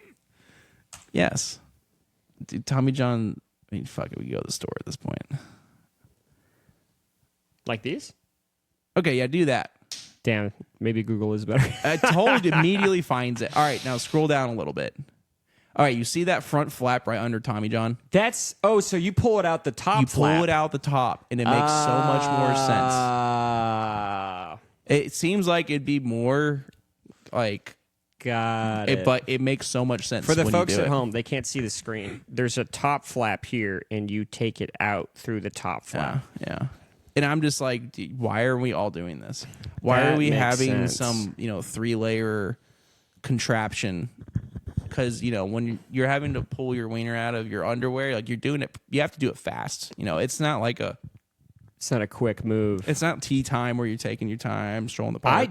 I never went through the boxer brief hole and then the then the zipper? holes. Yeah, the zipper. I was always I mean, it's just pretty to pull it crazy. down. Honestly, like that's the functionality of it, but why? But why? No one ever uses it. Yeah, nobody does it. And then if you do use it, you look like you're just. It's like, come on, like what are you, you're a fucking... you're jacking it right there at the stall. What are you, a nerd, dude? What are you? What are you doing there? Just You know, pee, man. They really just don't make things easy for men. Like we have so much functionality in our outerwear, but like it doesn't actually. I mean, for function girls, well. it's all just pull down, right? Well, I mean, you got it, dude. Girls have it pretty bad too. They don't have pockets. You got to live your life without pockets. Hey, it's that's crazy. their choice. They're buying that. It's true. They're buying that They're stuff. perpetuating that They're bullshit. perpetuating. But no, I think the whole thing with living with a girlfriend is like there's the sizing difference is crazy. Like what? Like sizing for certain fashion brands, like a size 0 is size 2 somewhere else. Or a size 2 is like a size 3 somewhere else. Like, you know how infuriating that would be? Guys are way too dumb for that shit. Well, they do that on purpose probably because they want you to put it on. I don't know why they do it. I think it's like maybe more of like a confidence thing. Like, oh, you're a 0 for us. I think, well, You that's definitely part of it too, but I think they want to make it confusing, so you're just like, fuck it, let me Could put you it on. imagine as a guy that you wear a medium, but like you or a medium somewhere else and it's a small? We're too dumb for that. But I think we wouldn't put up with that. No, we wouldn't. You know what I mean? No, we'd be like, this is dumb. I'd be like, this place sucks, and I would leave. But a girl would be like, make it simple. yeah, a girl would be like, well, let me try it on and see, and then if it looks good, then she'll take. Because when you try it on, you're one step closer, right? So it's like all about the sale. Yeah. Though some girl will be like, oh man, this doesn't fit me well, and she like goes out, and so they're like, hey, does this fit you? It's like, oh yeah, this fits great. And you're Yeah. like, well, shit, maybe it's me. Yeah, Not yeah. the sizing difference being different. That's funny. But they definitely do that on purpose. It's for sure Oh, they for designed sure do it on to be purpose. as I fucking feel like it's complicated as insidious, possible. really. It is. Yeah. Like, though it's not going to be a benefit for anybody. You're just going to make more people feel bad. yeah, Guys are just like, we're way too dumb for that shit. We're not we going to wouldn't. put up with We it. wouldn't put up with it. I think that's honestly what most of it comes down to with guys is that we just don't put up with shit. Like when it comes down to things. Bro, if it was socially acceptable, we'd be wearing togas right now. Oh, for sure. The whole rope Just thing. free balling. Yeah, the rope thing was nice. Those were good times. Well, I mean, kind of. Not in Texas in the summer heat. a robe. Well, if it's like a Yeah. breathable fabric, I think. A robe in summer heat? Well, I'm not talking about like wool. I'm saying, you know. It doesn't matter what it's made out of. Yeah, dude, There's you no seen way. those guys in the Saharan desert? They're covered head to toe, and it's because they're in some breathable fabric. That's pretty good. You got me there. That's fair. You know, if you're in something A pretty, turban? yeah, something pretty nice, you could pass with a toga. Yeah, no one cared until I put the towel on. Nobody cared who I was till I put the towel on. I'm going to spit my beer out of that. Do you need another one? No, I'm good. I want to get one. You get one. I'm just trying to get rings on this thing. You need some coasters, buddy. Yeah, here, use the mouse pad actually. Here, take that.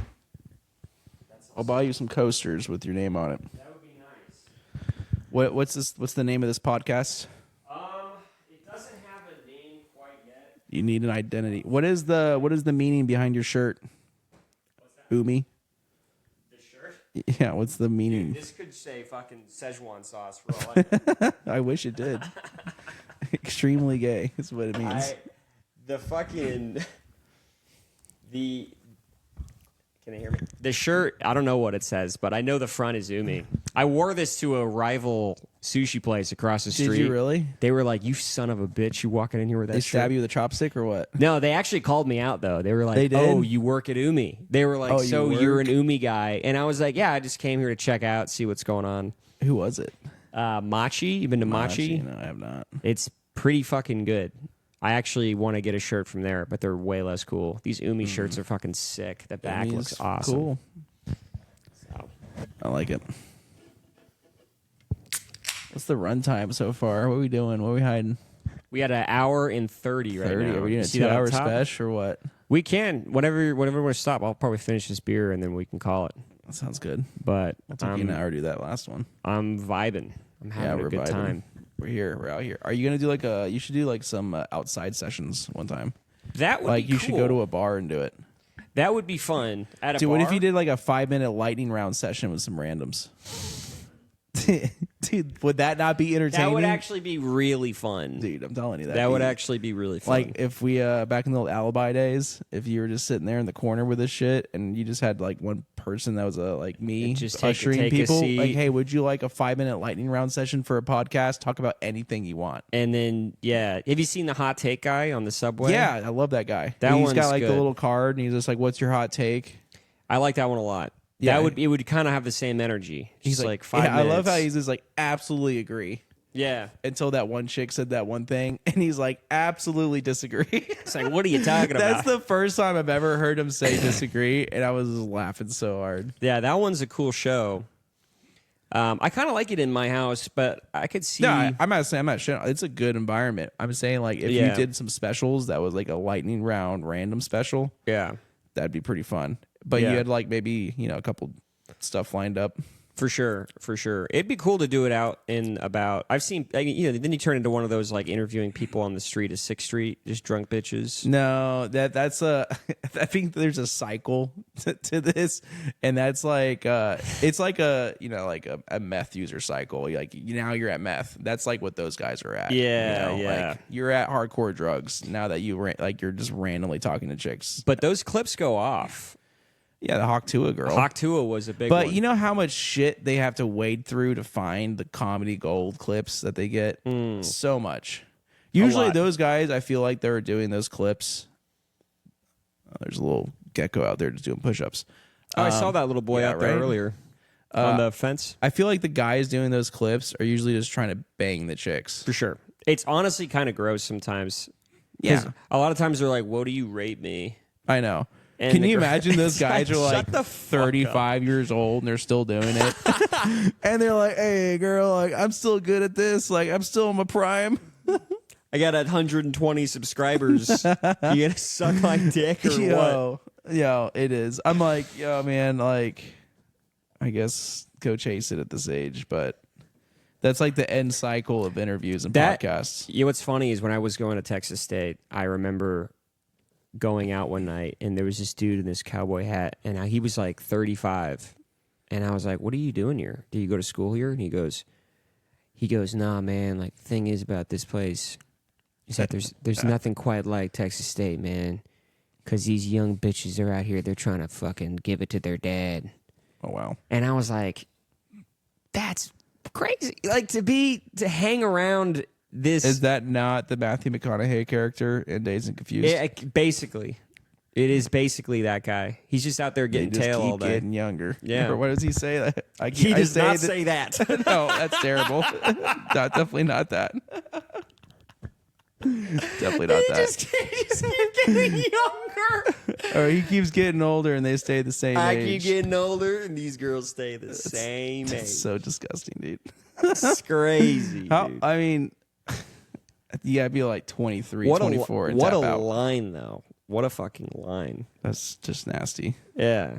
I mean, you know, That 35-year-old cowboy. that's weird. I think it's weird. It's like, dude, don't you have anything else in your life you want to do besides like No. fuck bitches? He's like, At college? No, No. probably not. it's like, I think I'm gonna do this.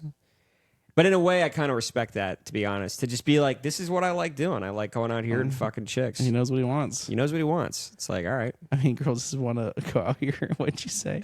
What'd he say? What'd you say? You said they just want to come out here and. Oh, they want to give it to their daddy. Oh my god! I remember looking at him like, fuck, dude, that's crazy. You know, It's there's true. there's just some young dudes out there like, man, I respect the hell out of that guy. You know, there were some frat guys who were like, oh, fuck yeah, dude. Yeah, dude, Oh, keep doing it. Fuck. And they're like, I want to grow up just to be just like him. And you're like, no, no, you're in No, college. dude. This guy did not go to college, probably. Chase your dreams, brother. I guess in some roundabout way. You gotta just do what makes you happy at the end of the day. Do you think there's a lot of people out there doing the interviews on San Marcos? Oh, probably. But again, I think they're just getting tail. I think like a lot of those shows are literally just guys trying to bang. It's crazy. Like you just walk up to anybody and they're like, "Oh yeah, I'll come on the show." You know, it's a show. Like, what's so cool? Yeah, and they're just there. It's just a reason to talk to a girl for a lot of guys. Yeah, I'm trying to think of the craziest one I've ever seen. Probably the craziest one I've seen is Hawk Tua. The other one was the guy they went This one's so great. It was at Texas Tech. Oh, was it? Oh god. And they had these two kind of crackhead looking black guys, and they're talking to the mics. And then this Texas Tech guy walks over, and they're like, "What's the blackest thing about you?" And he's like, "Oh man, I'm pretty white. And he goes, "Actually, I got 2 chains dripping fofos on my coat." And he's like, and then he just starts rapping the whole fucking song. Sounds about right. And the two black guys are like, ah! Like they're hyping this guy. And he's like, "Fofos dripping on my mofos, bobo my bobo." And he just keeps going. And dude, it was badass. That was one of the best street interviews I've seen. That's pretty good. It is pretty good. I'll find it later. I'll show it to you. Yeah. But yeah. Yeah, I feel like again that's like the lowest form of podcasting. Mm-hmm. It's finance, bro, for podcasting. But a lot of people want to fucking. Another one that's pretty bad. I'm gonna talk some shit. Yeah, you got it right on that. Another one that's pretty bad is real estate podcasts. In what way? As a guy who sells mortgages, real estate podcasts that only talk about real estate is fucking the most eye-wrenching, like, kill me now shit ever. You can't sit here and talk about real estate for an hour and make it be interesting every single time. You know what I mean? No. It's just not. It's just not. Now, real estate's important. It's a noble profession. It's something that we should all be doing and thinking about and know about. But to do a fucking 2-hour session on that is crazy. Dude, I saw this one video that was even crazier. I don't know why. Like, after you start looking at your Instagram, feed for a while, it'll start just dialing in on some things. Yeah. And sometimes it's completely random shit. I don't know if it's like, fishing for something new for you. But I got to this like this real estate almost type scrolling, which isn't usually on my feed. And it was this one dude, and it was actually a bunch of get rich quick schemes. And it was this dude like, "Let me show you how to make money in 30 seconds." And I was like, "All right, we'll see what you got, bud." Let it rip. And Let's roll the dice, roll baby. the dice. He lets it rip, and he's just like, "You go to this site and you do this."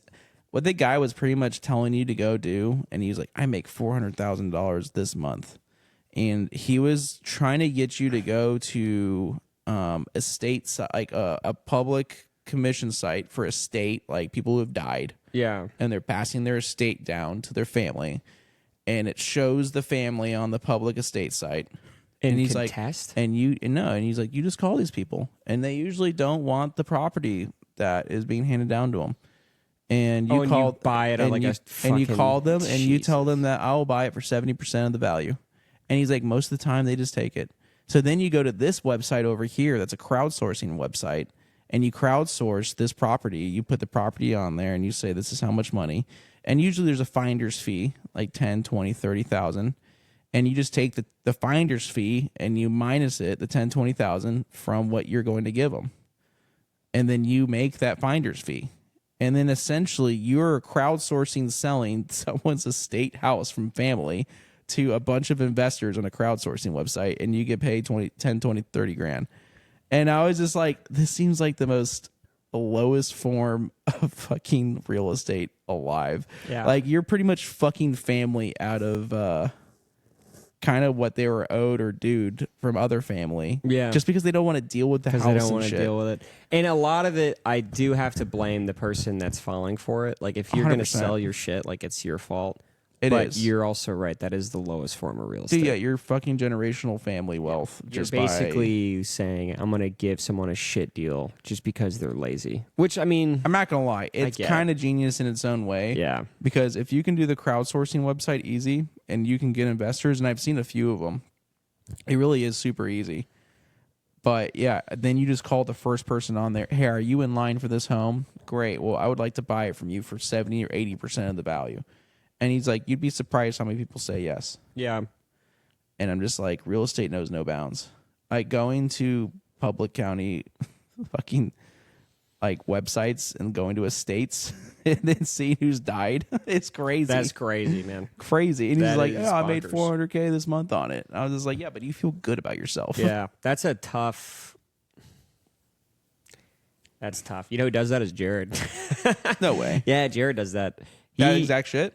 Pretty much. Like, he does people who just came into a real estate or they're trying to sell and it's not selling, and he'll offer just for like cash? Yeah, his company will offer like super low ball offers. For And like, what, 70-30? probably around there. That's crazy, dude. And then just buy it because they're desperate, because For they have like a cash. credit issue, they have some kind of problem, and then just buy it and just leave them with a shit deal. But I mean, like, Jared's a very like, I'm gonna go out there and I'm gonna get it kind of guy. If it's out there, I'm gonna get it kind of guy, you know. So that's right up his alley. But I couldn't do that. And I have another friend who sells gold in bullion. Wait, what? Dude, you remember those commercials on Fox News for like the commemorative 9/11 coin? Yeah.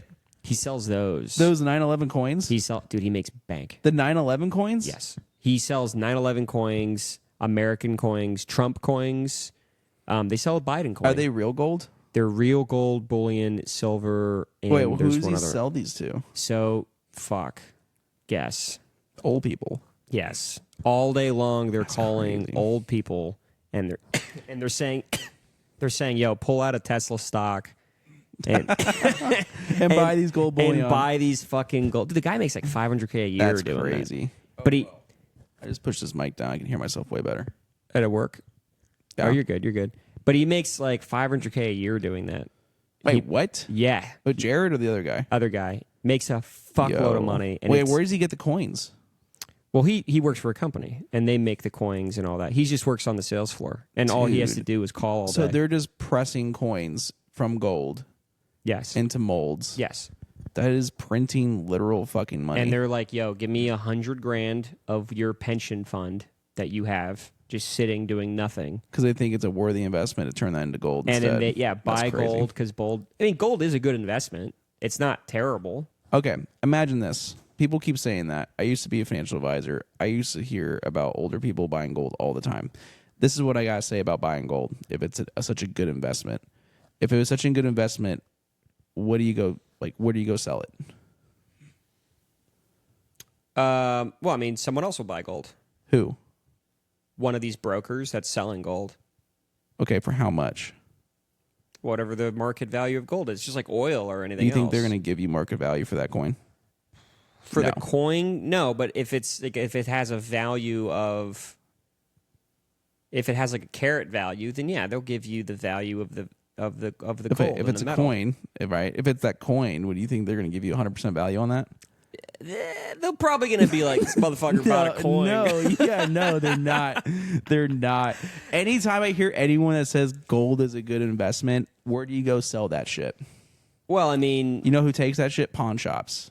Like the actually going to go sell your gold. I disagree. I disagree with this. Think about gold. Think about gold, right? Because you could buy it as a commodity on the market. Yeah. And that's different because it's Yeah. a commodity. It's like a digital currency at that point. Yeah. As soon as you actually get physical gold handed to you, right? Yeah. And let's just say you bought gold for $100 a carat today, and it's $200 a carat next year. Where do you go sell that? Well, you go to a broker. Okay, let's Google right now. Where's a Locust Gold broker right now? I mean, there's, oh shit. I don't know how you did that. I think it's because I have water on my fingertips. I'm telling you, like gold broker, broker. there's no way they're giving you that value at fair price. Yeah, Pond came up right away. Exactly. Number one gold pro. Where to buy, sell We gold. buy gold. We buy gold. Okay, now imagine But these are sketchy. Imagine you're now older. You're 70 years old yeah, these on are the sketchy internet. fucking places. It would take someone our age to understand and navigate those waters, not their age. Look, I'm gonna say it again. I think I think there's far worse investments. I agree. Okay, like there's worse investments, and if you're pandering to like doomsday fucking guys who are like, oh, the world's gonna end, there's no value behind your currency, buy gold, fuck the stock market, it's gonna tank. Then yeah, I think gold is probably going to work, especially to this clientele. You know, it's funny. But I agree with you. It's like not the best. When people say investment. the whole doomsday shit and they're like, gold's going to be what's valuable. Okay, like anytime you turn in your gold for something, it's not going to be the same value as you turn to somebody else. Like in that doomsday environment, no one's going to have a like anything scale else. and scale it for you. It could grow in value. Like gold goes up in value. I mean, a lot of things go up in value. Yeah, but So is Bitcoin. again, I'm not saying gold is Yeah. the best investment. It just cracks me up. But it is an It's such an investment. old style investment that It if is. you went to go and turn that shit in to sell it today, because it's the same thing with the stock market, right? If you buy something and you want to make money on it, you can only make money on it if someone wants to buy it from you. You sell it for a higher price. Right. Sometimes what people don't understand about buying and selling and trading in general is that sometimes there is not another person on the other end of that window that's wanting to buy that from Sure. you. And then at that point, what are you holding?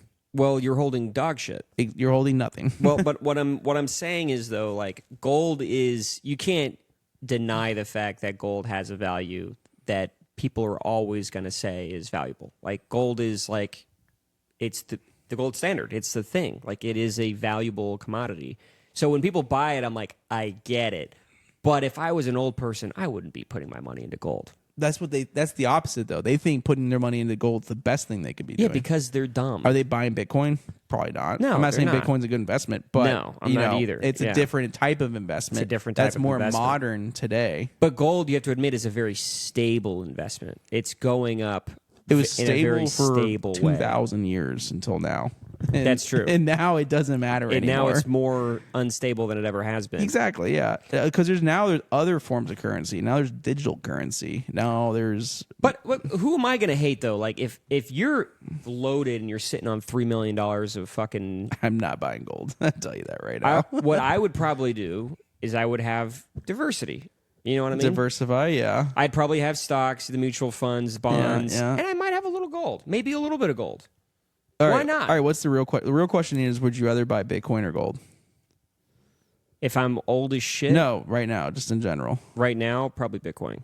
Okay. But if I Now- was old as shit, I'd probably buy gold. Yeah, because you don't understand Bitcoin. Well, even if I did, I think that the swings of Bitcoin are so volatile and so long. Yeah. I know it's going up, but I don't want to have to be like shit. My Bitcoin's tied up because it's been down for so long. This is what I'll say about gold, though. Gold is good because it is typically contrarian to the market.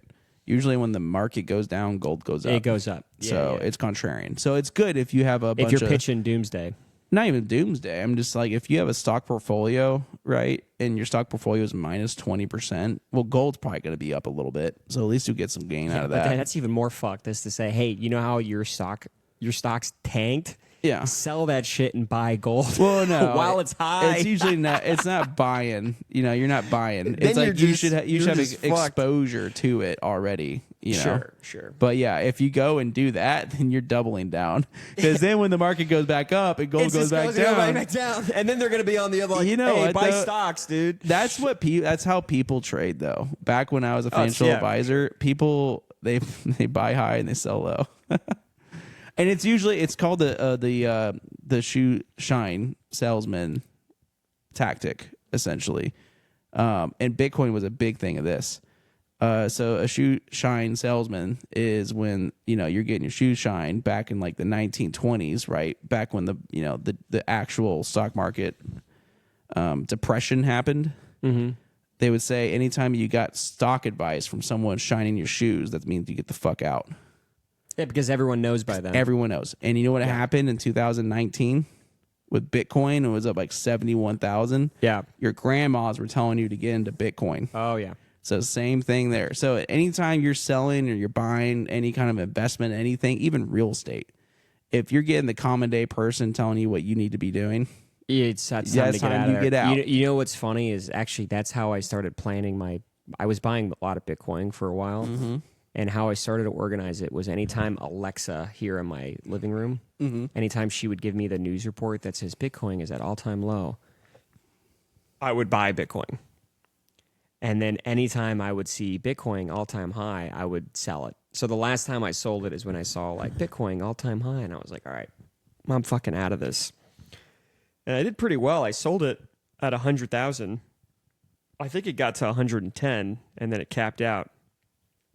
But I don't even know what it's at now. let's check it out. Let's see. Pretty sure it's doing good. I came out okay. I was down for quite some time though, because it was taking forever to recover Bitcoin price. I think it's doing good. From 83? last time. Yeah, it's doing pretty good. 83's all right. Yeah, it's not terrible. mean, but it did peak at like, look at that, like 100 and Yeah. Oh, that's today. Oh, this is all today. Let's go to year to date. Yeah, go to year to date. Yeah, 106. Yo, There I it mean, is. that's when Trump was like, we should make a treasury for this shit. And I was like, Yeah. a treasury for Bitcoin is crazy. Let's see, it capped out at 106. I forgot who it was. I don't know if it was Venezuela or someone, but someone started turning their hydropower for their dams into Bitcoin mining. Oh, I heard of that. That was genius. I don't know how much Yeah. energy that took away from the general population, which probably is not so genius, especially if you have any that's energy probably not problems. great. Yeah. But I was just like, that's kind of genius. Because then That you're is just kinda turning, government energy into money, Yeah. and it's an investment. So that's pretty smart. Yeah, that is smart. I didn't know who that was. I know the Venezuelan currency. You were talking about World of Warcraft gold is more valuable than the Venezuelan currency. There's a ton of farmers doing that there. I was telling that to my cousins in Brazil, and they were like, "Are you fucking kidding me?" But anyway, That's a good point. we did pretty good. You want to wrap it up? Yeah, we can wrap it up. Let's call it. Thanks for watching. Yes. 3rd episode, Spencer Morgan. Check him out at, what's your Instagram? Which one? Either.